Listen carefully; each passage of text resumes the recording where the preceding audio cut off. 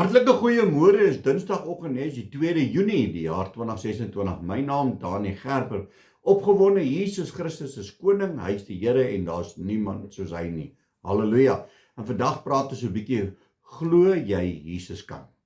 Ja, ons almal is op 'n stadium wat ons gesê het, ja, ek glo, maar ook sieners glo, nee, want dit is mos waarna ons kyk en ek eers kan sien, dinge kan gebeur, dan sal ek glo. En baie van ons moet op 'n plek kom in ons lewe waar ons net glo. Glo jy werklik dat Jesus kan uit jou omstandighede uithaal, waar jy ook al sit? Nou hier is 'n man wat ons nou van gaan lees, wie se seun siek was en hy het die woord geglo. En dis daar in Johannes 4 en dit begin hier so by Johannes 4 vanaf vers 43, maar ek gaan lees hier van vers 46 af. Hy sê Jesus het dan weer gekom te Kana in Galilea waar hy die water in wyn gemaak het. En daar was 'n sekere koninklike beampte wie se seun in Kapernaum siek was.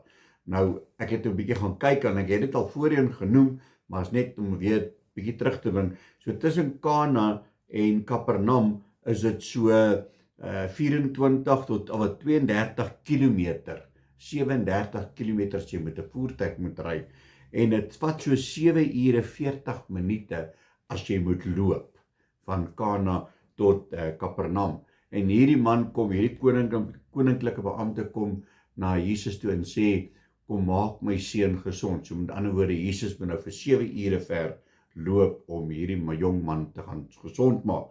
Maar in vers 47, hy sê, toe hy hoor dat Jesus uit Juda in Galilea gekom het, gaan hy na hom en vra hom om af te kom en sy seun gesond te maak, want hy het op sterwe gelê. En Jesus sê toe vir hom, as julle nie tekens en wonders sien nie, sal julle nooit glo nie. En hierdie koninklike beampte sê vir hom, Here, kom af voordat my kind sterwe. Jesus antwoord hom, gaan, jou seun lewe. En die man het die woord geglo wat Jesus vir hom gesê het, en hy het gegaan.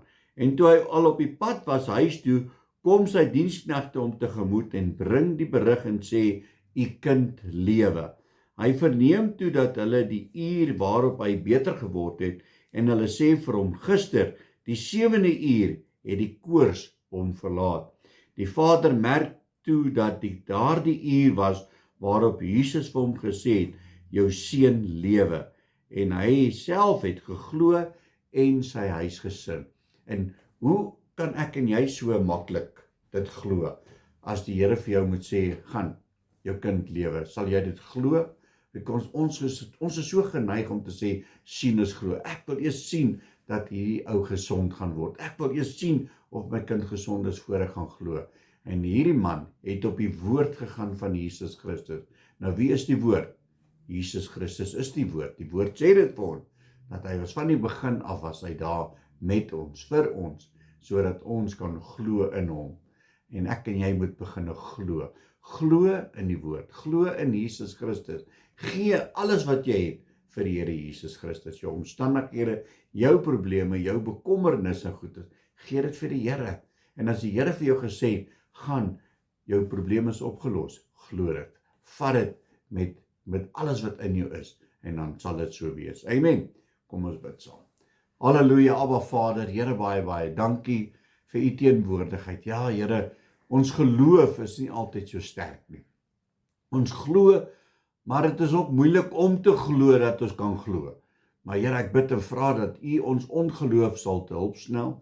Ons sal help, dat ons sal besef dat u is die weg, u is die waarheid, u is die lewe, en daar niemand is soos u nie. Here, dankie dat u kom, Here, en u kom raak elkeen van ons aan, waar ons in bekommernis is, waar ons siek is, waar ons net ongesteld is, Here, dan gee ons dit vir u, en ons sê vir u dankie vir die genesende krag wat nou beweeg, en ons vat ons oorwinning in Jesus naam.